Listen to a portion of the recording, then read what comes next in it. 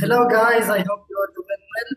In this video, we will give you some tips on how to use Monday for your own business, which is a very useful platform and it is one of the best CRM platforms in the market.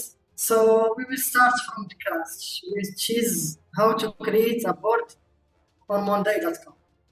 Creating a board is not something that's complicated or takes so much time. You just join your workspace here, then you click add. Then you choose what do you want to add. In this case, we want to add a board. So we will select a new board. You have to name your board. Let's say board business X. You can here choose the privacy of the board. If you want this board private and to share it just to their subscribers or to some certain people, or if you want it shareable, or main. Main will be visible to everyone in your account, as you can see. Private, for working privately, alone or with selected team members. Or shareable, for working privately with guests outside your account, including members, of course. In this case, let's make it by default, which is main, so everyone can see it. Choose what is the main item you want for this board.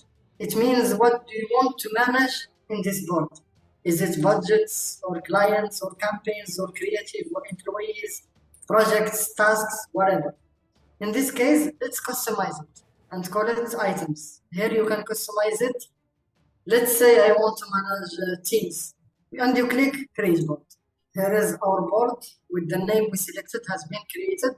As you can see, the main item here by default is theme and it cannot be modified. It can only be selected before you make the board. Now we have finished answering the questions we have received about Monday.com.